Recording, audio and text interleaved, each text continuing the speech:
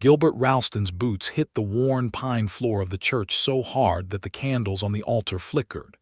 He was still wearing his work shirt, the one with the red dust of the Ralston ranch ground into every fiber, and his hat was clutched in his fist rather than sitting properly on his head. His dark hair was damp with sweat, his jaw set like iron, and his green eyes burned with something that looked dangerous and desperate in equal measure. Reverend Thomas Hadley had been arranging hymnals on the front pew when the door flew open. He straightened, startled, pressing one thin hand to his chest. "Mr. Ralston, what in the name of marry us?" Gilbert said. "Tonight." The Reverend blinked. "I beg your pardon. Grace Donnelly and me marry us tonight." The old man's brow furrowed deeply. He set the hymnals down with deliberate care, the way a man does when he is trying to keep his hands busy so his mind can catch up. "Gilbert, marriage is a sacred covenant. It requires a proper reading of the banns, a period of—" She said yes. Gilbert's voice dropped to something raw and curt, something that came from a place well below the chest. "She said yes once, Reverend, and I am not giving her time to reconsider." Hadley stared at him for a long moment. Outside, the wind pushed a tumbleweed across the street of Cedar Bluff, Texas, and somewhere down the road, a dog barked at the darkening sky. The year was 1882, and in Cedar Bluff, men did not typically burst into the Lord's house at dusk demanding sacraments. But then, the situation between Gilbert Ralston and Grace Donnelly was not a typical situation, not by any stretch of the imagination of any honest person in that town. It had started 4 months ago, though the roots of it went deeper than that. The roots of it went all the way back to the terrible spring of 1880, back to the fire, back to the secrets that nearly destroyed everything before it had a chance to begin. Grace Donnelly had arrived in Cedar Bluff on the afternoon stage on a Tuesday in March of 1882, though her story had been quietly circulating in the town for weeks before she stepped off that coach. She had been summoned, or rather she had summoned herself, through a cautiously worded letter she had sent in response to an advertisement placed in the San Antonio Express by one Harold Wentworth, a cattle broker who fancied himself the most eligible bachelor in Hale County. The advertisement had described a prosperous life, a fine home, and a man of means seeking a sensible woman to share it. Harold Wentworth was 44 years old and had buried 2 wives already, which was something the advertisement had thoughtfully omitted. Grace was 23. She had grown up in Galveston, the daughter of a dockworker named Patrick Donnelly who had worked himself to a gray-faced death before Grace turned 20, and a mother named Eileen who had followed her husband into the churchyard not 2 years later, more from heartbreak than anything the doctor could name. Grace had spent the intervening years doing seamstress work and giving piano lessons to the children of merchants who could afford such refinements, and she had been very good at both. But the work was lean and the future was thin, and when the letter from Harold Wentworth arrived offering passage and possibility, she had packed her trunk and prayed she was not making the worst mistake of her life. She was not yet certain she hadn't, even as the stage rolled down the wide, rutted street of Cedar Bluff, and she pressed her face to the dusty window and took stock of her new home. It was not an ugly town. It had a church with a white steeple, a 2-story general store, a hotel that had been recently repainted, and the wide-open Texas sky above it all that was so enormous it made her feel both small and strangely freed. But it was not Galveston. And Harold Wentworth, who was waiting at the stage stop with his hat in his hand, was not what she had envisioned either. He was broad and red-faced, and he spoke too loudly, and his handshake when he took her gloved fingers was damp and proprietary all at once. He had brought a buckboard to collect her trunk, and he talked the entire drive to the Wentworth place about cattle prices and land disputes, and a man named Ralston who he referred to with a particular curl of the lip that Grace filed away for future consideration. She nodded politely and kept her opinions behind her teeth, which was something she was practiced at, and she looked out at the mesquite-spotted plains and the occasional windmill turning lazily against the afternoon light, and she told herself that sensible women did not require beauty in their circumstances. They required safety and sufficiency. She would make it work. The Wentworth property was large and the house was imposing, but something about it felt performative, like a set built for an audience rather than a home built for living. The furniture was expensive but cold. The housekeeper, a Mexican woman named Catalina who had been with the Wentworth household for 11 years, gave Grace a look of warning so swift and subtle that only another woman would have caught it. Grace caught it. She tucked it beside the curl of the lip and the damp handshake, and began to take careful inventory. She had been in Cedar Bluff exactly 3 days when she first saw Gilbert Ralston. He was at the general store, negotiating with the owner over a shipment of fencing wire, and she had gone in to buy thread and a new thimble, and they had nearly collided at the counter. He stepped back at once and tipped his hat with an apology that was entirely genuine, and she looked up at him and felt something she had not expected and did not quite know what to do with. He was not classically handsome in the way that Harold Wentworth probably imagined himself to be. Gilbert Ralston was tall and lean and weathered from the sun and work, with a straight nose and a strong jaw and those green eyes that were startling against his brown skin, the eyes of a man who looked directly at things rather than around them. He was, she would later think, exactly what a man was supposed to look like when he had been made by honest labor rather than inherited advantage. He introduced himself. She told him her name. He registered what her name meant in the context of Cedar Bluff because it was a small town, and everyone knew who Grace Donnelly was by now. And his expression shifted into something careful and courteous that was nonetheless entirely warm. "You're staying at the Wentworth place," he said. "I am," she said. He nodded slowly, the way a man does when he is choosing his next words with deliberate precision. "Cedar Bluff is a good town," he said finally. "The people in it are good, mostly. You'll find friends here." It was a perfectly ordinary thing to say. It was also a message, and she received it exactly as it was sent, and she walked out of the store with her thread and her thimble and the clean awareness that Gilbert Ralston had just quietly, and without making any kind of scene, told her that she had at least one person in Cedar Bluff who would not stand by if things went badly. Things went badly sooner than she had anticipated. Harold Wentworth had presented himself, in his letters and in those first days, as a man of patience and decorum.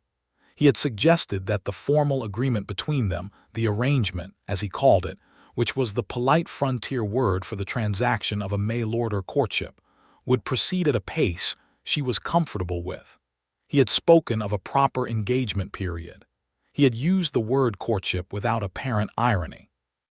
But as the second week of March became the third, a different Harold Wentworth began to assert himself in small ways, the kind of small ways that any woman of sense recognized as rehearsals for larger displays. He corrected her opinions at the supper table.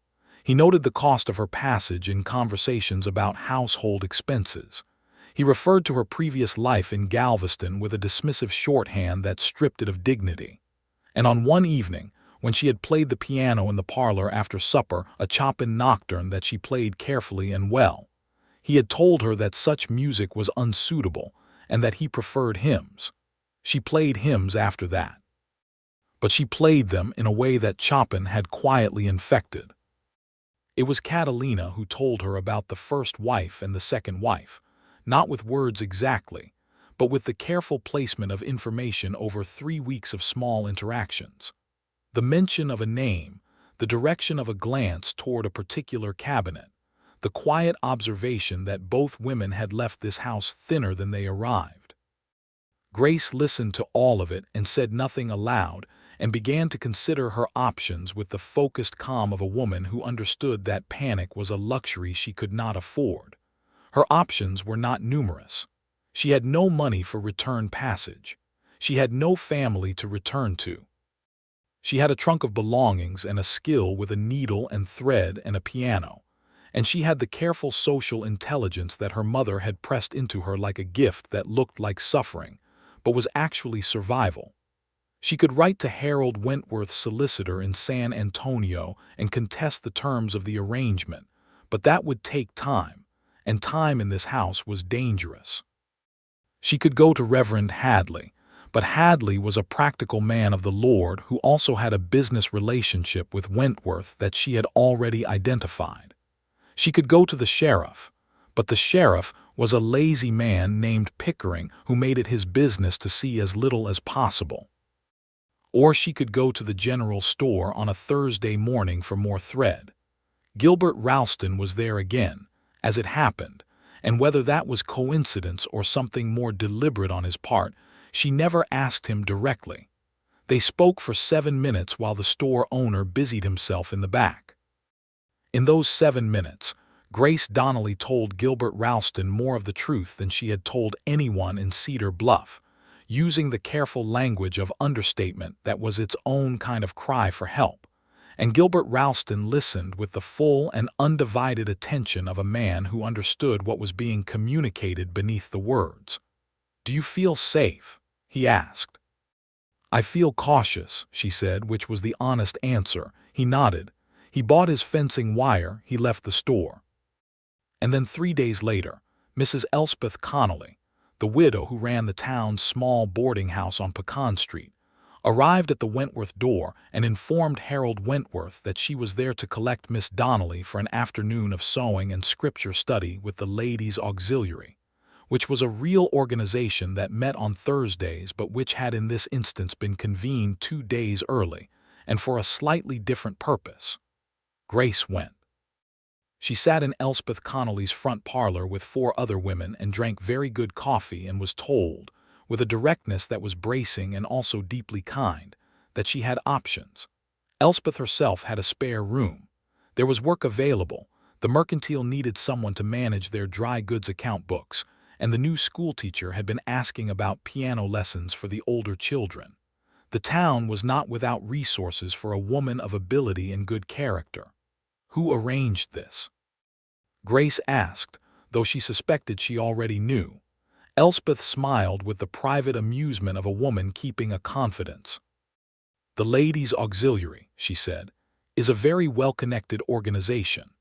Grace moved out of the Wentworth house the following Monday morning, with her trunk and her dignity both intact, while Harold Wentworth was out riding his north pasture and would not know until noon.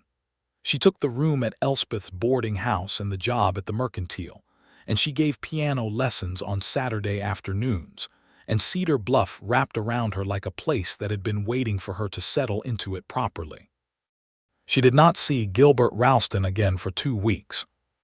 When she did, it was at the church social that Reverend Hadley held at the end of March, a modest affair with a long table of food, and the fiddle player from the Broken Spur Saloon, who moonlighted as a man of secular celebration when the occasion called for it. Gilbert arrived late, alone, and found her standing near the lemonade table talking with Elspeth, and he crossed the yard toward her with the straightforward intention of a man who had made a decision at some point when she wasn't looking. "Would you walk with me?" he asked, gesturing toward the edge of the churchyard where the live oaks made a cool corridor of shade. She walked with him. They talked for a long time. She learned that the Ralston Ranch was a cattle operation of 400 acres that Gilbert had been building since he was 20, starting with nothing but the land itself, which had been left to him by a father who died young and a mother who had moved back east to her family and left the Texas dirt to her son, because he was the one who had always loved it. He was 28 years old. He had been running the ranch alone for 8 years with a core crew of 4 men, one of whom, a man named Domingo Vega, had been with him since the beginning and was something between an employee and a brother. He raised longhorns and a small herd of quarter horses, and he had a kitchen garden that he tended himself because he found it meditative, which was not something he usually mentioned to people. He mentioned it to her. She told him about Galveston, about her father and his work on the docks, about the way the Gulf came into the city like a presence with its own opinions, about her mother's piano, the old upright that had been in 3 different houses and had followed them like a faithful animal. About the seamstress years and the loneliness of them, and the advertisement, and the calculated gamble she had made. She told him more than she intended to, because he listened in a way that made telling feel safe. And by the time the social was wrapping up and the lamps were being lit, and people were calling good nights to each other across the yard, she knew that she was in very serious trouble of a kind that had nothing to do with Harold Wentworth. April came, and with it, the soft volatile weather that Texas served up in the spring, bright blazing mornings and afternoons that turned purple and electric with storms that rolled in from the west and shook the earth and were gone before supper.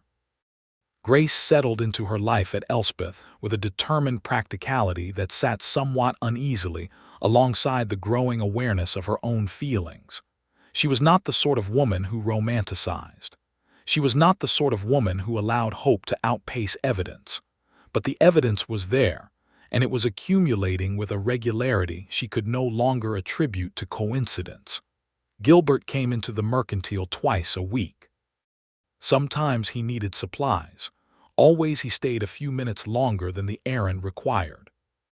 He brought her a book from San Antonio in the middle of April, a collection of poetry, wrapped in plain paper, with no note, because he was not a man who wrote notes, but he was clearly a man who had noticed that she lingered over the small poetry collection in the store's glass case when she thought no one was watching.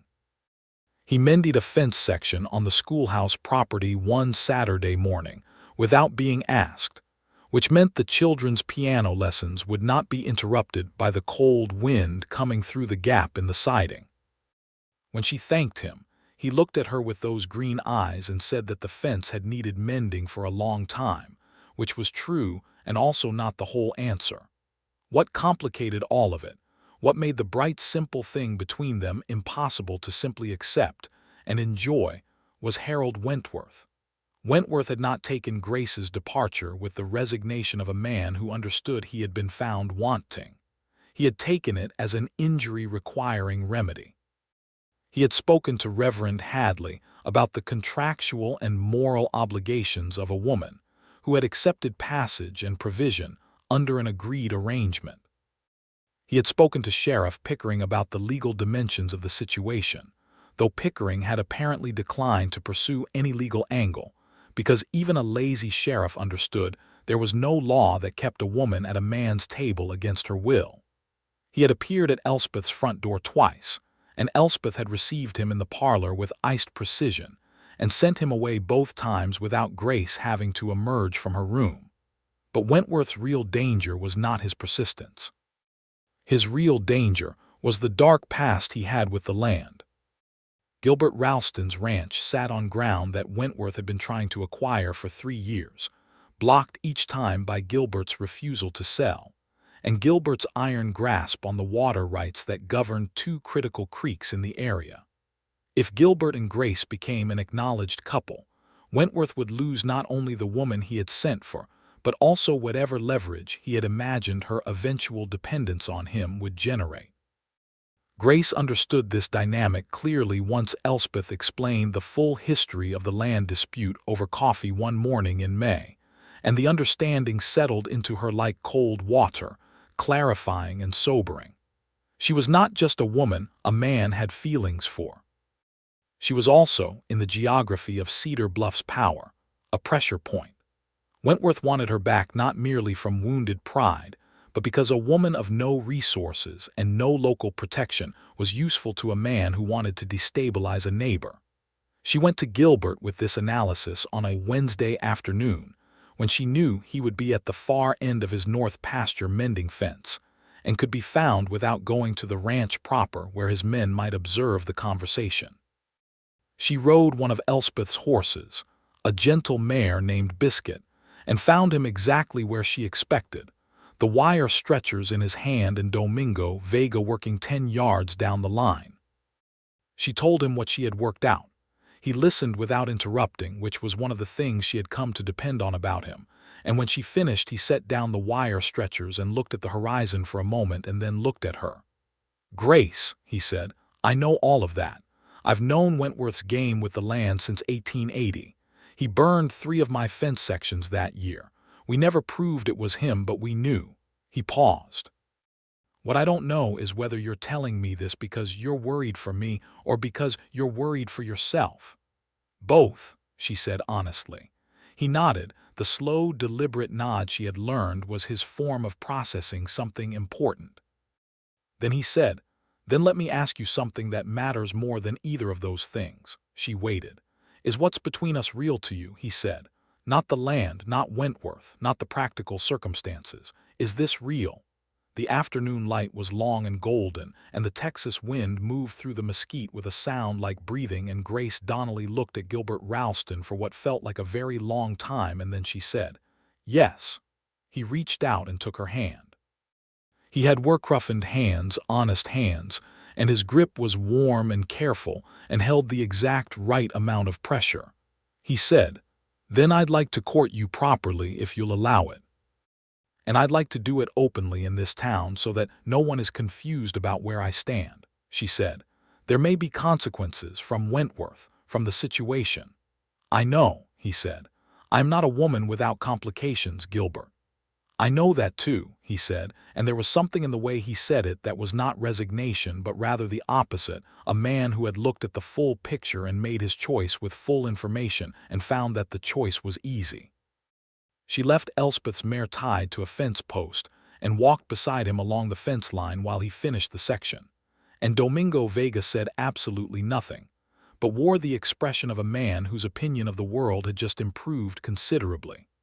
The formal courtship of Gilbert Ralston and Grace Donnelly became a known fact in Cedar Bluff within approximately 3 days, because that was the nature of a small town, and the town's reaction was interesting. The majority of it was warm. The women of the Ladies' Auxiliary approved with an enthusiasm that suggested they had been hoping for exactly this outcome, since the day they had organized Grace's extraction from the Wentworth property. The men who knew Gilbert, who worked with him, who drank occasionally with him, who trusted the quality of his word in trade and negotiation, received the news with the satisfied nods of people watching a just outcome materialize. Reverend Hadley expressed cautious blessing and also mild anxiety about the particular speed at which things seemed to be progressing. Harold Wentworth's reaction was not warm. He cornered Grace one afternoon in the 3rd week of May outside the Mercantile when she had stepped out to sweep the front step and was alone for the first time in days. He did not touch her, but he stood too close, and his voice was low and tight with something that had crossed the line from wounded pride into genuine hostility. "You came here under contract," he said. "You accepted passage money. You accepted provision. In this territory that has implications." "In this territory," Grace said, keeping her voice steady and her broom moving because the act of sweeping gave her hands something to do while her heart rate climbed. "A woman is not property, Mr. Wentworth, regardless of what she accepted passage from. If you have a legal concern, you may take it to an attorney. I recommend San Antonio rather than Cedar Bluff, as the local representation may have difficulty maintaining objectivity." Wentworth's face went red. He said something quiet and ugly that she did not repeat when she told Gilbert about it that evening, but the gist of it was a threat of the kind that had enough plausible deniability to escape legal consequence and enough specificity to be understood as entirely serious. Gilbert's response was a jaw so tight she could see the muscle working in it, and then a very controlled breath, and then, "He won't touch you. I need you to trust that." "I trust you," she said. "I'm also telling you because you need the full information." "I always need your full information," he agreed, "and you'll always have mine." That particular exchange became a kind of covenant between them, spoken without ceremony in Elspeth's parlor while the evening bugs sang outside and the lamp threw warm light across both their faces. The full information, all of it always.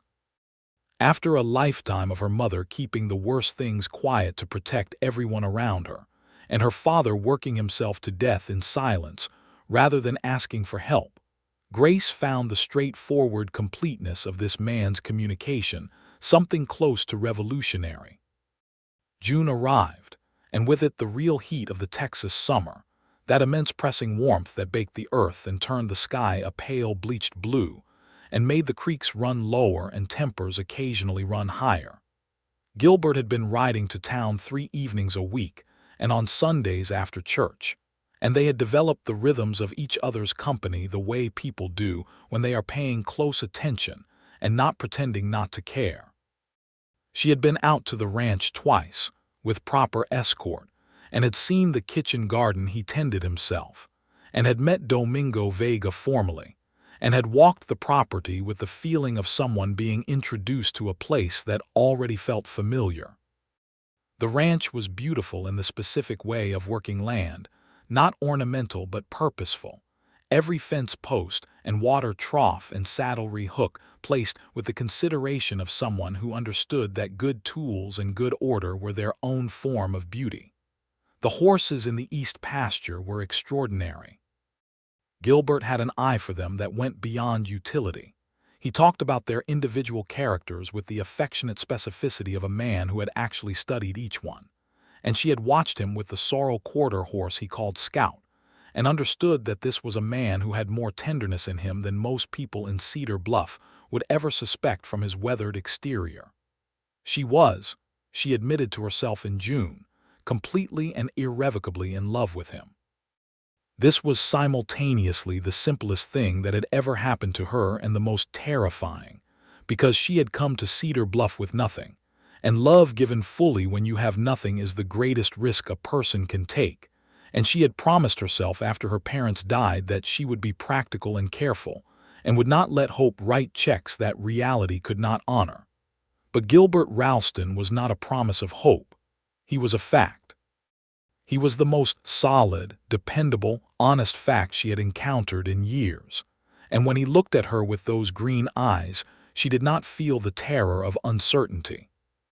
She felt the particular calm of someone who has found solid ground after a long time in deep water. It was on a Sunday evening in the second week of July that he told her he loved her.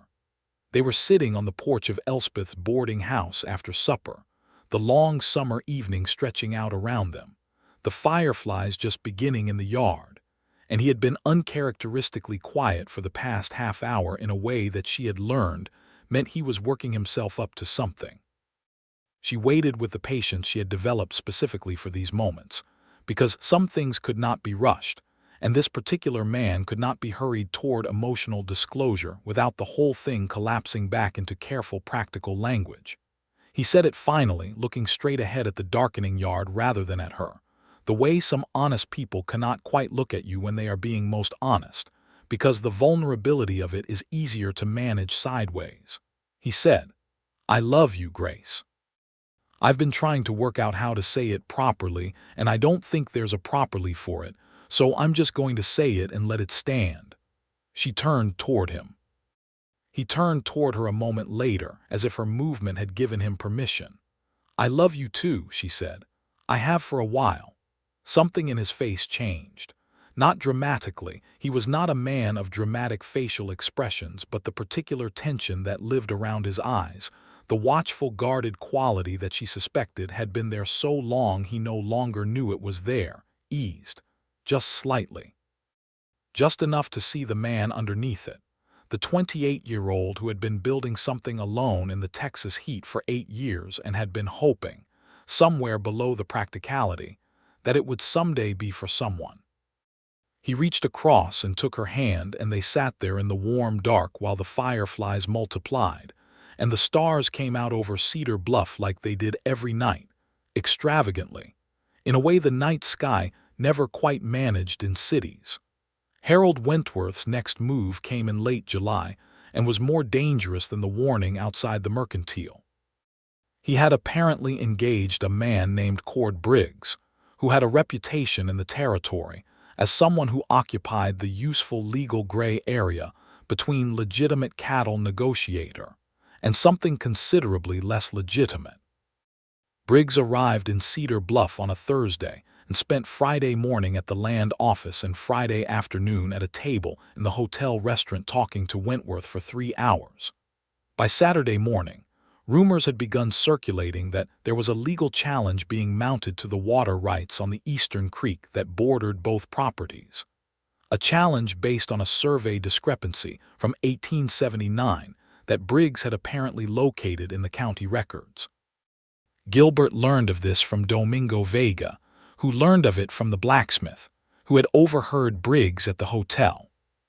He went to see his attorney in Cedar Bluff, a reliable man named Horace Fenn, on Saturday afternoon, and Fenn went to the county records himself by Sunday and came back with the assessment that the survey discrepancy was real, but the legal challenge was weaker than Wentworth probably hoped, largely because Gilbert had updated the survey in 1881 and filed the corrected documentation properly.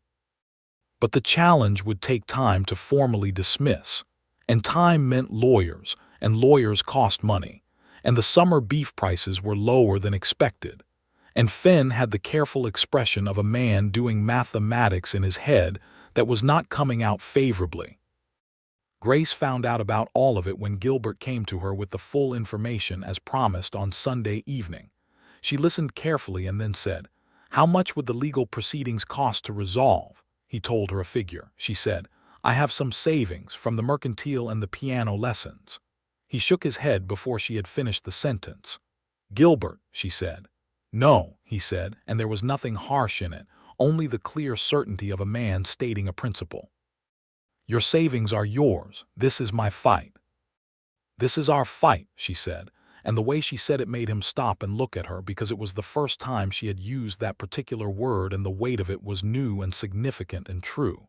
He was quiet for a moment. Then he said, "Grace, I want to ask you something, and I need you to know that whatever your answer is, it doesn't change anything about where I stand, and it doesn't change anything I'm willing to do." She looked at him steadily. "Ask."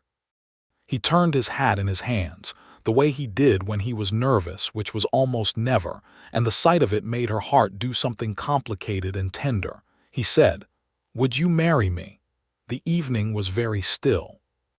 A horse somewhere down the road made a comment to the darkness. The fireflies continued their patient work. She said, "Yes." He exhaled, long and slow and shaking slightly at the end, the breath of a man who had been holding something for a very long time. He looked up at her and the green eyes were unguarded in a way she had never quite seen before, wide and undefended and luminous in the lamplight. He said, "Good, good," she said. He laughed, a quiet, genuine laugh, and then he leaned forward and kissed her, which was the first time, and it was the kind of first kiss that already felt like a homecoming. The trouble came the following day. It came in the form of Wentworth calling on Elspeth's boarding house in the mid-morning when he had somehow learned that Gilbert was occupied at the far end of his property, dealing with a section of fence that 3 of his steers had flattened in the night.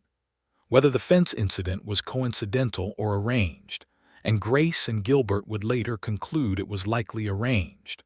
The result was that Grace was at the boarding house with only Elspeth for company when Wentworth arrived. He was different this time. Less overtly threatening and more calculating, which was in its own way more frightening.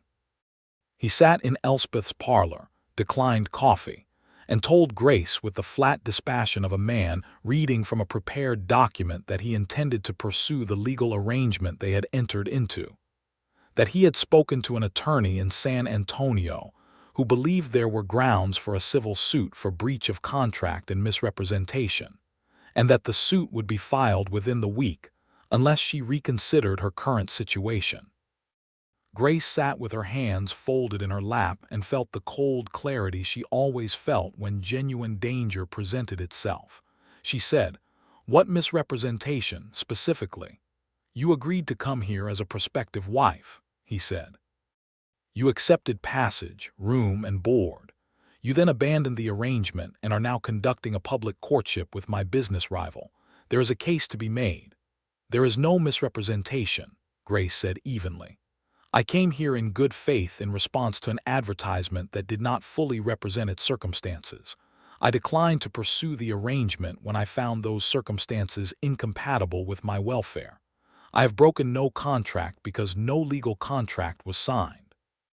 You have a letter of intent that is not enforceable in any territorial court that I am aware of." She paused. "I suggest you speak to your San Antonio attorney again before you spend the money on filing fees." Elspeth, seated in the corner with her embroidery, made no sound, but her expression was that of a woman watching a chess match unfold exactly as hoped. Wentworth stood. He looked at Grace with something that was not quite hatred but was its close neighbor. "Ralston has turned you against me," he said. "No," Grace said. "You did that yourself." He left. Elspeth set down her embroidery and said, "I am going to make very strong coffee and you are going to drink it while I send for Gilbert." Elspeth's son, a 12-year-old named Clem, was dispatched on a fast horse with a note. Gilbert arrived within the hour, still covered in the red dust of fence work, and Grace told him the conversation verbatim because that was their way, the full information always. He listened with the jaw muscle working and then said, "Are you all right?" "Yes," she said. "Are you frightened?" "A little," she admitted. "Not of him, of the delay. I want this resolved." Something moved across his face at that. "How resolved?" he asked. She looked at him. He looked at her. "Married," she said. "Soon." And that was when Gilbert Ralston stood up from Elspeth's parlor chair and said that he would be back, and rode directly to the church and burst through Reverend Hadley's door and said, "She said yes once, and I am not giving her time to reconsider." Reverend Hadley, having recovered from his initial startlement, looked at Gilbert Ralston for a long moment and then pulled out the chair behind the desk that served as his study and sat down heavily, and folded his hands in the manner of a man about to engage in careful pastoral management. "Gilbert," he said, "I understand the urgency you feel. I do. But the Church's ordinances about the publication of bans exist for good reason. They give the community the opportunity to let Wentworth find a lawyer," Gilbert said. "That is not the community's opportunity to, Reverend." Gilbert sat down across from the man, hat on his knee, and made himself speak calmly because he understood that what he needed from Hadley required persuasion rather than demand. "I know the bans exist for reasons of good order. I respect that. I am asking you to consider that the circumstances here include a woman whose legal vulnerability, however overstated Wentworth's case may be, is real enough to cause her harm and cost, and that her best protection and my deepest wish are the same thing. We are not young foolish people acting in haste. We have known each other for 4 months. She is 23 years old, I am 28. We have the full agreement and support of Mrs. Connolly, who I would argue is the closest this town has to a guardian of Miss Donnelly's interests." He paused. "Marry us this week, Reverend. I will bring witnesses. I will post the notice publicly. I will do everything in order and good faith. But do it this week." Hadley looked at him for a long time. Outside, the evening wind moved through the cottonwoods. The candles on the altar threw soft light across the old man's face. "Is she truly willing?" Hadley asked. "This is not, you are not pressing her, Gilbert. Under the circumstances, a woman in her position might feel, go ask her," Gilbert said simply. "Right now, come with me to Elspeth's and ask Grace Donnelly what she wants." Hadley stood slowly with the joints of a man who had been sitting for too long. He took his hat from the hook. He said, "Very well." They walked together to Elspeth's boarding house, the rancher and the preacher, through the warm Cedar Bluff evening, and Elspeth opened the door with a raised eyebrow that suggested she had somehow anticipated this development. And Grace came into the parlor from the kitchen, where she had been helping with supper preparations. And Reverend Hadley looked at her with the careful assessment of a man who had conducted enough ceremonies to know the difference between a woman under pressure and a woman who knew her own mind. "Miss Donnelly," he said, "I want to ask you directly. Do you wish to marry Gilbert Ralston of your own free will without reservation?" Grace looked at Hadley. She looked at Gilbert. The lamplight touched her hair and her face, and the expression in her gray eyes was clear and certain, and the full information as always. "Yes," she said, And I would prefer sooner rather than later, Reverend, if that helps clarify the matter." Hadley actually smiled. It was a small smile, the smile of a man who had seen enough of human nature to recognize something genuine when it stood in front of him in a boarding house parlor. He said, "Thursday." The wedding of Gilbert Ralston and Grace Donnelly took place on a Thursday afternoon in the last week of July, 1882, in the white-steepled church in Cedar Bluff, Texas, with Reverend Hadley officiating, Domingo Vega standing beside Gilbert as his witness, and Elspeth Connolly standing beside Grace with an expression of uncontained satisfaction. The ladies' auxiliary had, in the intervening 4 days, managed to produce a small reception, a tiered cake that was a genuine feat of frontier confectionery, and a quantity of wildflowers arranged in mason jars that transformed the church interior into something fragrant and bright and entirely celebratory. Grace wore her best dress, a deep blue wool that was too warm for July but was the finest thing she owned, and Elspeth had threaded white ribbon through her hair. And when Gilbert saw her coming up the aisle, the expression on his face was the one she would remember for the rest of her life. Not the conventional performance of awe, but something quieter and deeper and more permanent. The face of a man recognizing something he had been looking for without knowing he was looking. The ceremony was brief and traditional and reverent. Hadley spoke about the covenant of marriage with an earnestness that was uncomplicated by irony. And when Gilbert took her hands and said the vows, his voice was steady and low and absolutely certain. And when Grace said hers, she looked directly at him the entire time, and the gray eyes held everything she had not said in 4 months, and everything she was saying now. When Hadley pronounced them husband and wife, Gilbert kissed her with a proper restraint that was nonetheless entirely warm, and Domingo Vega made a sound of approval, and the ladies' auxiliary applauded. The reception was in the churchyard, which was the natural venue for such things in Cedar Bluff, and the fiddle player from the Broken Spur came again and played with genuine feeling, and Gilbert danced with his wife with the focused attention of a man who was not a natural dancer but was committed to the endeavor, and Grace laughed more freely than she had in years. Harold Wentworth did not appear. Whether this was because someone had thought to warn him off or because he had simply decided that this particular battle was lost, he stayed away from the church that day, and the wedding was untroubled by his shadow. Elspeth gave a toast that was honest and funny, and briefly moved the women in the group to happy tears. Domingo Vega gave a toast in both Spanish and English that was incomprehensible in parts, but entirely affectionate in tone. 2 of Gilbert's other ranch hands, a pair of brothers named Eli and Marcus Webb, who were constitutionally incapable of standing still for long periods, attempted a complicated handshake with the groom that devolved into a shoulder gripping that was nonetheless clearly brotherly. By the time the evening lamps were lit in the churchyard and the stars were coming out in the enormous Texas sky, Grace Ralston, the name was new and sat in her chest like something warm and permanent, was dancing with her husband in the churchyard of the Cedar Bluff white-steepled church, and the music was light and the night was warm and the worst of the danger was behind them. Not all of it. The Wentworth situation was not finished, as it turned out. But they would face it together, which changed the mathematics of it entirely.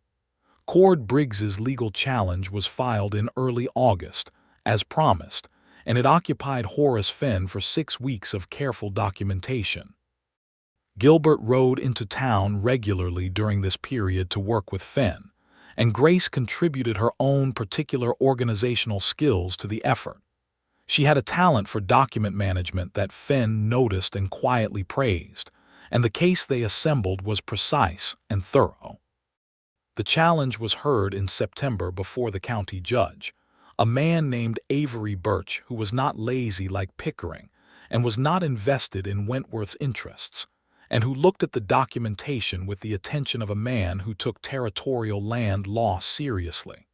The ruling came down in October. The survey discrepancy from 1879 was acknowledged as a genuine administrative error, and the 1881 corrected survey filed by Gilbert Ralston was upheld as the authoritative document. The water rights on the eastern creek remained with the Ralston property. Wentworth's legal challenge was dismissed with costs awarded to the Ralstons. It was not a dramatic courtroom scene. Avery Birch read his ruling in a dry, flat voice, and everyone nodded, and the court adjourned. But when Gilbert and Grace walked out of the courthouse into the bright October afternoon, she took his arm and leaned her head against his shoulder briefly, and he pressed a kiss to her hair. And it was one of those moments that nobody else would have called significant from the outside, but which was, to both of them, the closing of a chapter and the clean beginning of the next one. They went home to the ranch. The ranch had become her home with the kind of naturalness that surprised her, because she had expected the adjustment to be more effortful. But the ranch was a living place, full of sound and smell and the particular rhythm of a working operation, and she had always been a person who thrived in purposeful environments. She organized the household accounts that had been kept in a system that was functional but chaotic, and brought them to a state of clarity that made Gilbert look at the ledger books with visible relief. She planted additional herbs in the kitchen garden and convinced Gilbert that tomatoes would do well in the south-facing section. And they did. She learned to ride properly, beyond the gentle competence she had brought with her, because riding in ranch country was not optional, and Gilbert taught her himself with the patient thoroughness he brought to everything he considered worth doing well. She also kept her piano lessons in town on Saturdays, because the children she taught were genuinely progressing, and she found the work deeply satisfying. And Elspeth Connolly's boarding house was close enough to stop in for coffee after, which was its own kind of pleasure. Elspeth had become the aunt she had not had, the steadying presence of an older woman who had navigated her own difficulties and come out of them whole and capable and funny. October became November, and the air turned cooler, and the landscape shifted from the bleached summer palette to the warmer rust and gold of the turning season, and the ranch life gathered its winter rhythms. Cattle needed different management in the cold. The horses' feed increased. The kitchen garden was put to bed for the season with a careful mulching that Grace learned from Domingo Vega's wife, a small, quiet woman named Rosa who had been married to Domingo for 12 years and ran the Vega household, which occupied a separate house on the ranch property, with the same calm efficiency that characterized everything else she did. Rosa Vega and Grace Donnelly Ralston became friends with a naturalness that was uncomplicated by the boundaries of hierarchy. The ranch was not a feudal operation. Gilbert was not that kind of employer. He treated his people as partners in the enterprise, which was not universal in that territory and not universal in that era, but it was the only way he knew to operate, and he had never been persuaded otherwise. Domingo had been with him since they were both young men learning the land, and the friendship between them was the kind that weathered everything, including the occasional fierce disagreement, with its fundamental structure intact. It was Domingo, on a cold December afternoon when the sky was the flat white of coming weather, who told Gilbert about what he had learned from his cousin in San Antonio.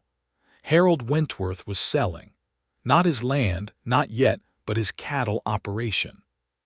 He was liquidating his herd at below-market prices, the kind of sale you made when you needed cash quickly.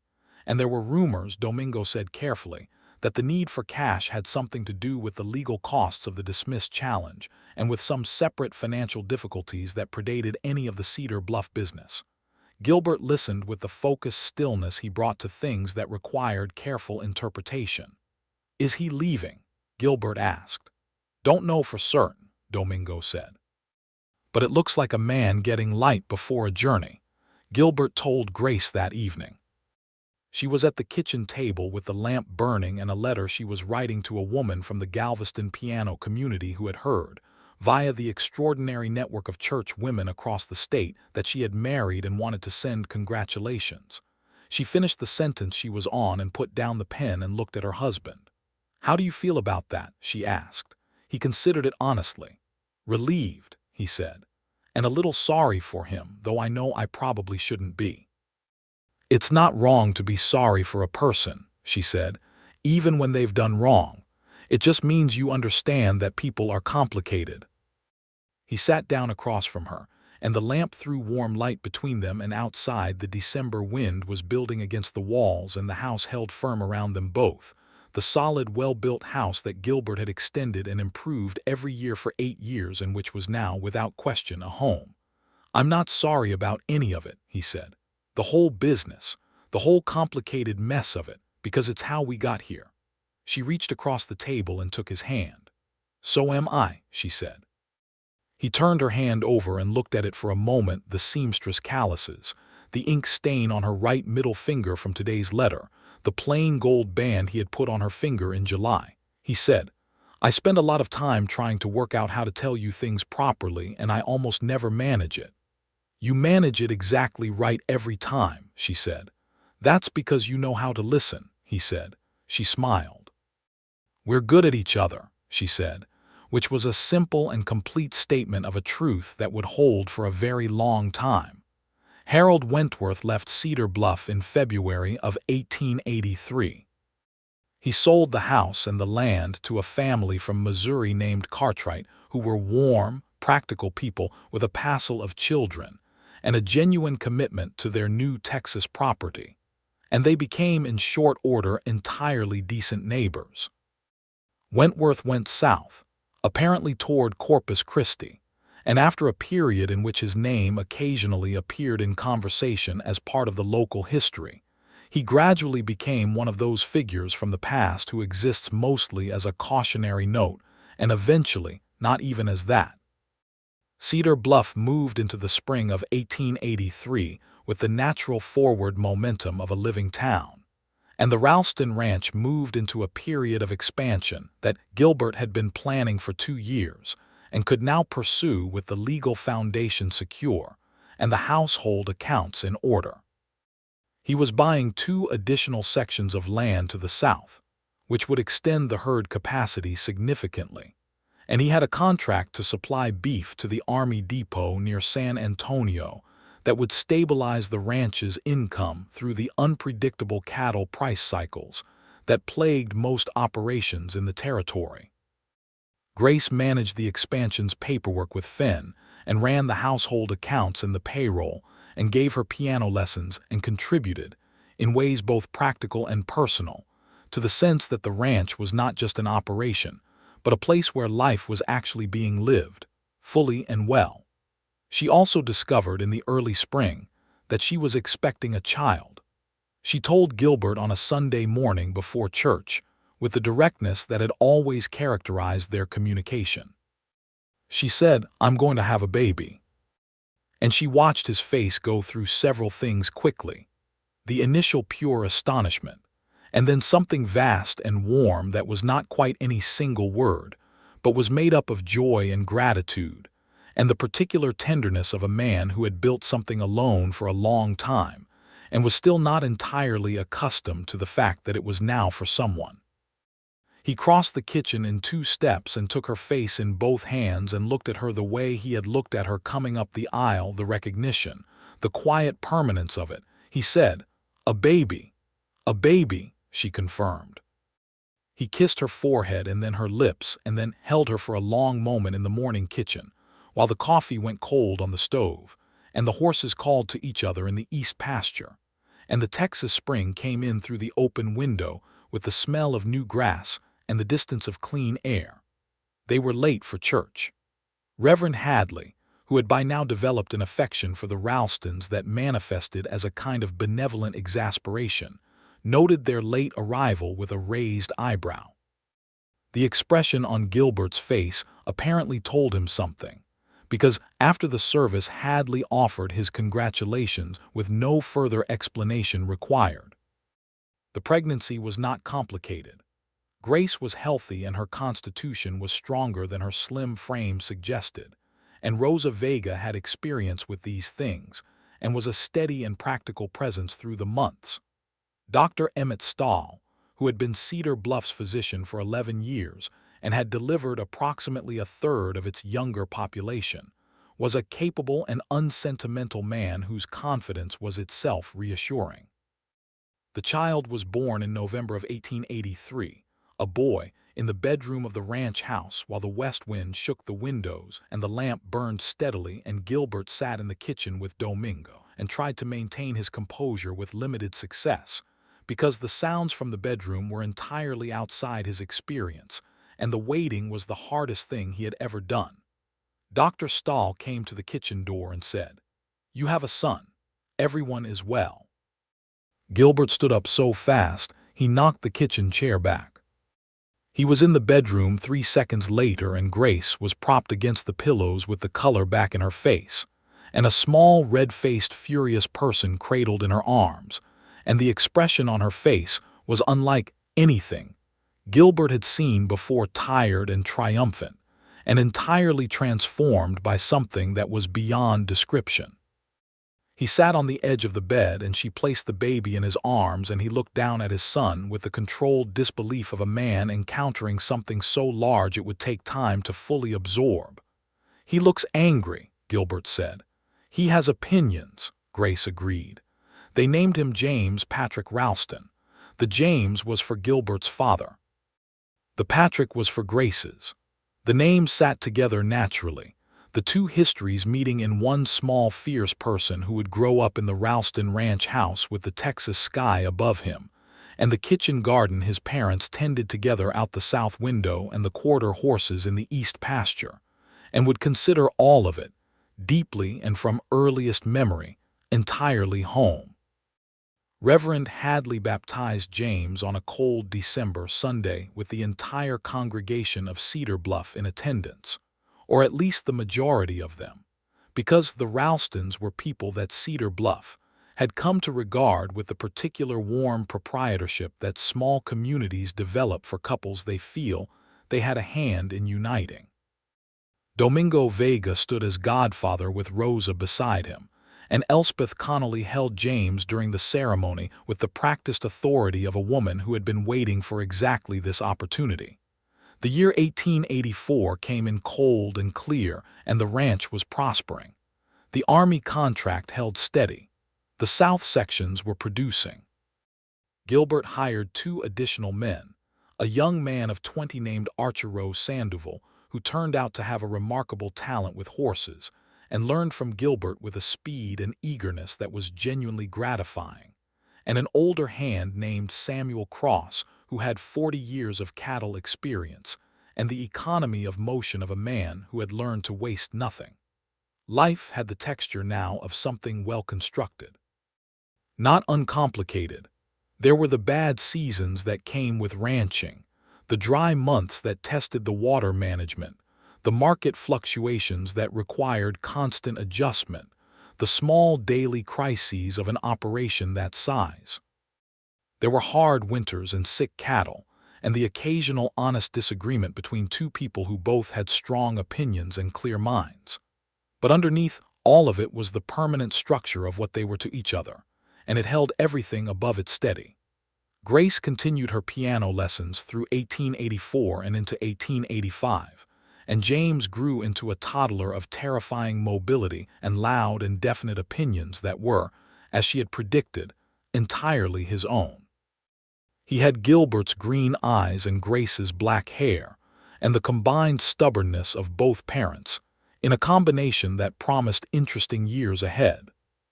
He was followed in 1886 by a girl, Catherine Eileen Ralston, who was named for both their mothers and who arrived in June with considerably less drama than her brother had, and proceeded to conduct herself with a calm, watchful intelligence that Rosa declared from the beginning was going to be the kind of child who notices everything and says less than she knows.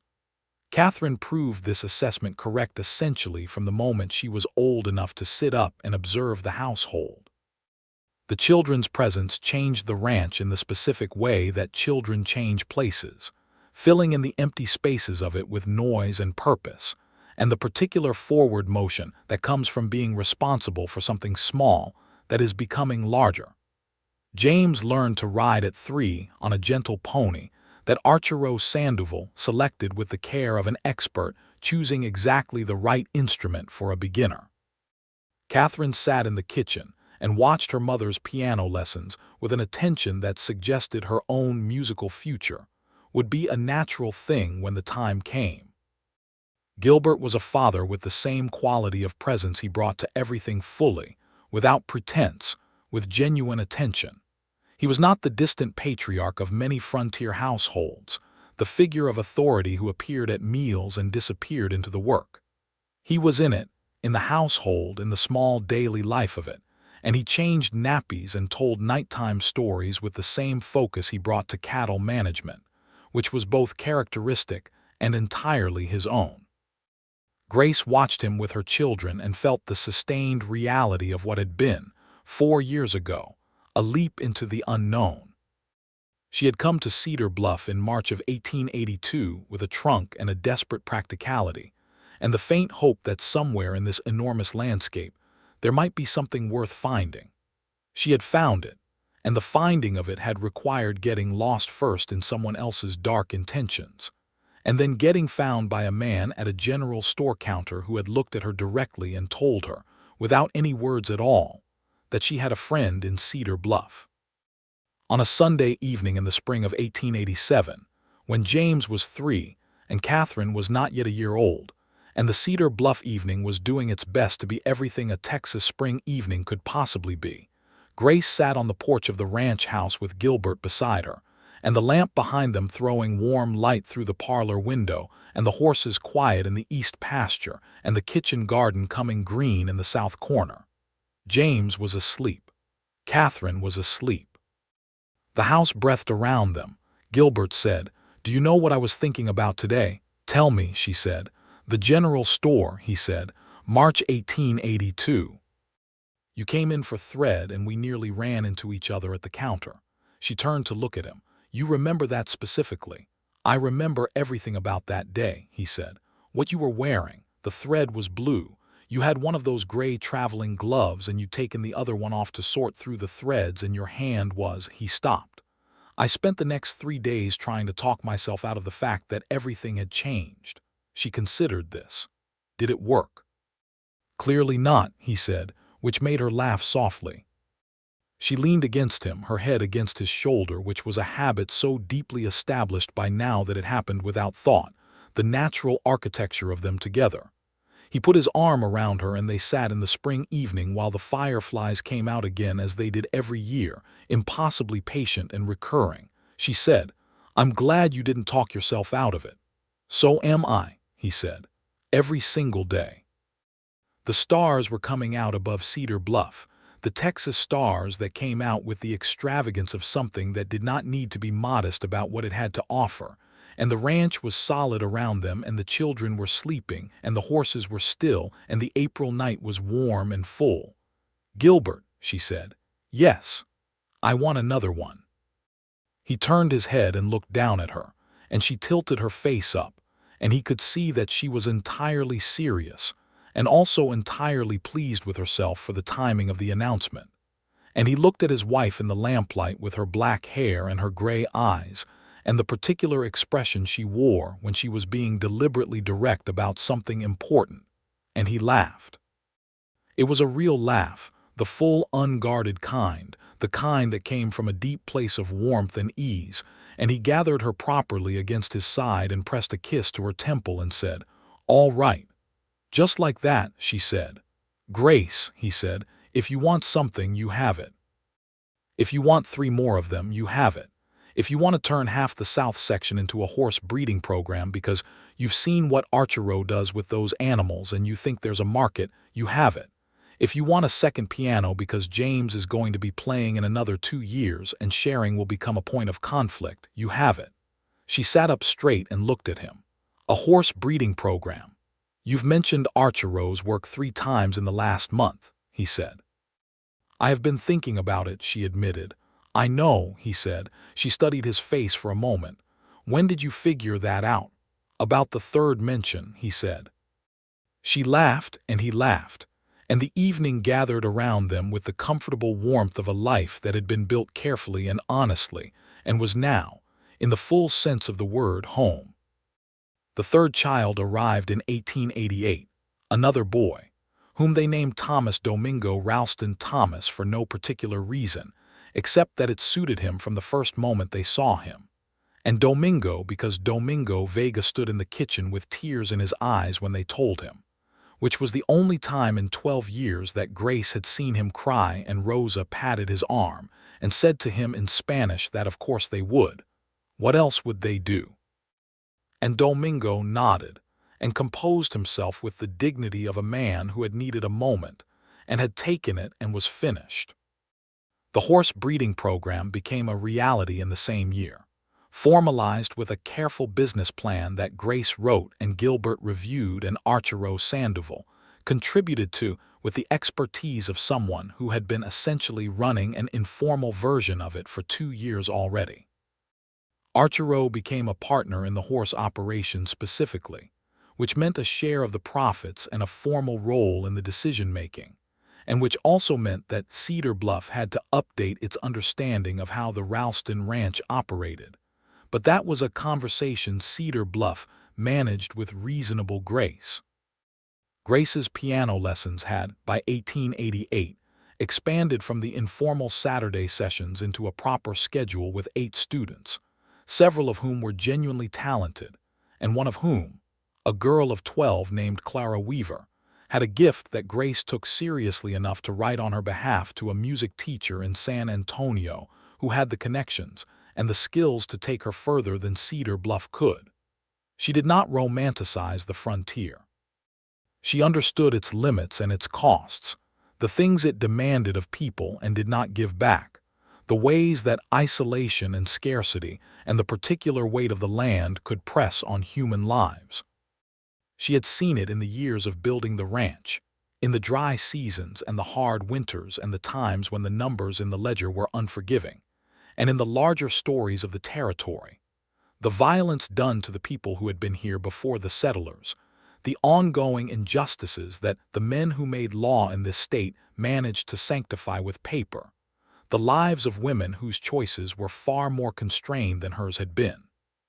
She kept the ladies' auxiliary involvement and used the small influence it offered for things that were practical and needful, and Cedar Bluff did not transform into a more just place by her efforts alone, but it was perhaps slightly more attended to than it might otherwise have been, which was the honest limit of what one woman in a small Texas town could accomplish in the 1880s, and she knew it and did it anyway. On the occasion of their 5th wedding anniversary, in July of 1887, Gilbert had given her a gift that was characteristic of him in the best possible way. He had contracted with a carpenter in San Antonio to build a proper upright piano, the best available, which arrived on the freight wagon in September, and was installed in the parlor with the assistance of Domingo, Eli Webb, Marcus Webb, and Arturo, all of whom had various opinions about the physics of piano moving that made the process considerably more complex and entertaining than it needed to be. Grace played Chopin that evening, after the children were in bed, and Gilbert sat in the parlor chair and listened with the focused attention he brought to things he valued, and she played everything she had not played in years, the nocturnes and the waltzes and the etudes that had been inside her since she was a girl in Galveston at her mother's old upright, and the music filled the ranch house and went out through the open windows into the Texas summer night. When she stopped, Gilbert said, "Don't stop." She played until midnight. By 1889, the ranch was large enough and the horse operation specific enough that James Ralston, at 5 years old, was already pointing at horses and announcing opinions, and Catherine, at 3, had begun asking for piano lessons with a persistence that indicated she would not be deflected. Thomas, at 1, had not yet announced his inclinations, but was already showing the particular focused expression of his father when looking at something that interested him, which in his case appeared to be primarily machinery and animals in equal measure. Gilbert was 35 in 1889 and Grace was 30, and they had been married for 7 years, and the markers of that time were everywhere in the ranch and in each other. The kitchen garden that had expanded to include Grace's experimental vegetable varieties, the horse pasture that was now its own distinct operation, the improved fencing across 440 acres. The house itself, which had been extended twice and now had a real parlor and 3 bedrooms, and a study where Grace kept the ledgers and Gilbert kept the land maps. There were gray threads appearing in Gilbert's hair, which she found she loved. There were lines at the corners of his eyes from years of squinting into the Texas sun, and she found she loved those too, for the same reason she loved the work-roughened hands and the practical language and the way he still, 7 years in, turned his hat in his hands when he was nervous, which was less often now but still happened, and always in moments that mattered. She still saw the look he had given her at the general store counter in March of 1882. Not often, because they were in the deep familiar now, past the first stunning clarity of recognition and into something more sustained and daily, and, she thought, more real. But she saw it sometimes when he came into the kitchen in the morning and found her at the table with the ledgers and a cup of coffee and the early light coming through the window, and he would pause in the doorway for half a second with that look. The recognition, quiet and permanent, before he came in for his coffee, and the day began.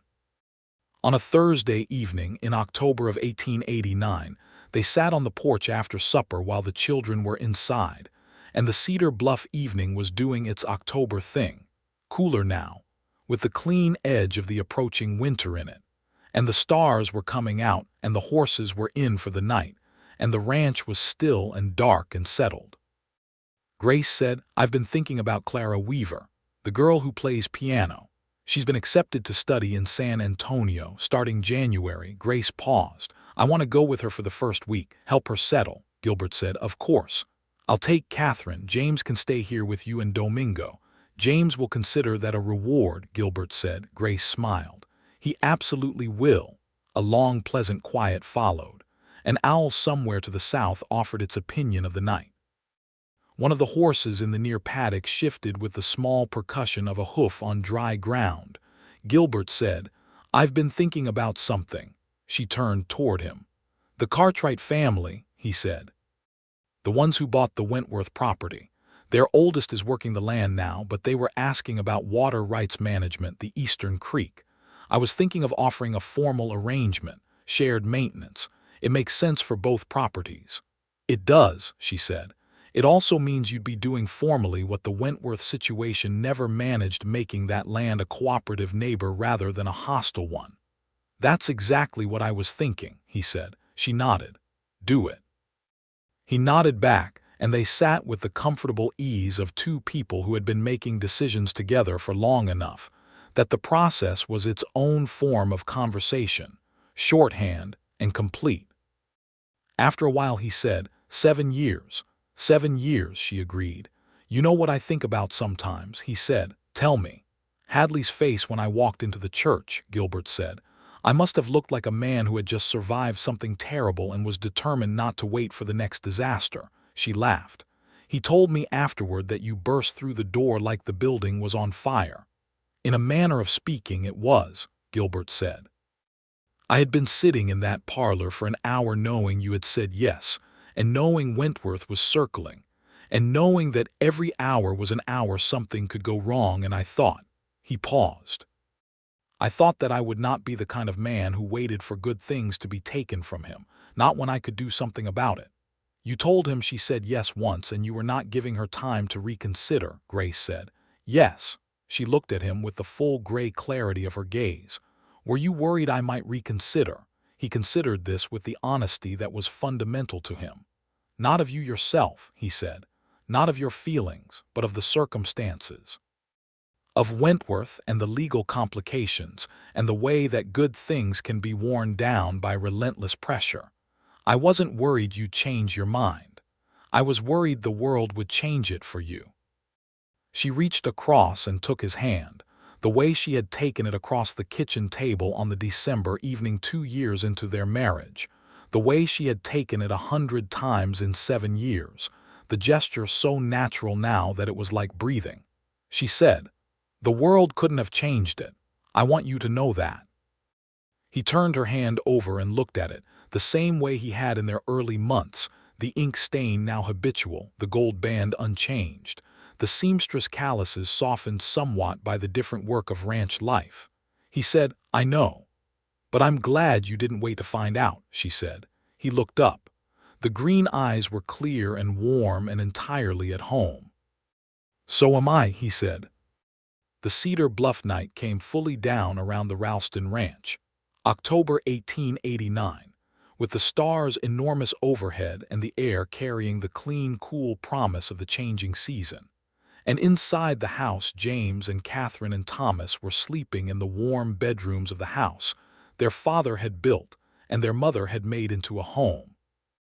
And on the porch, Gilbert Ralston and Grace Donnelly Ralston sat together in the good, solid quiet of a life that had been built from almost nothing by two people who had found each other at a general store counter, and had, with honesty and courage and the refusal to be defeated by difficult circumstances, made something permanent and true. The lamp inside the parlor threw warm light through the window, and the piano was visible through the glass. The good San Antonio upright with the candlestick holders on either side, and the ledgers were closed on the study desk. And the kitchen garden was put to bed for the winter with the careful mulching that Rosa had taught, and that they did together now each October. And the horses were in, and the cattle were settled, and the fencing was sound, and the water rights were clear, and the law had been held to account, and the dangerous men had gone south, and the good neighbors had come, and all of it was theirs. James would wake at dawn and ask immediately about the horses, as he always did. Catherine would follow soon after and take her place at the breakfast table with her watchful, quiet intelligence, and her mother's black hair and her father's green eyes combined into something entirely her own. Thomas would be the last to wake and would spend the first 10 minutes of every morning in a state of absolute focused concentration that suggested something large was being planned, which at 1 year of age it probably wasn't, but which Grace suspected was a preview of who he was going to be. There would be more years and more seasons, and more of the daily texture of a life built honestly.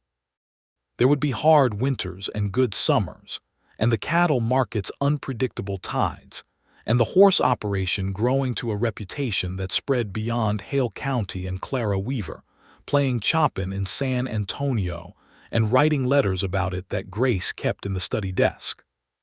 There would be James learning to rope and Catherine learning list, and Thomas deciding at the age of 4 that he intended to be a doctor, which he announced at breakfast with the finality of someone who has made a thorough assessment and reached a conclusion, and which everyone took seriously because he was exactly that kind of child.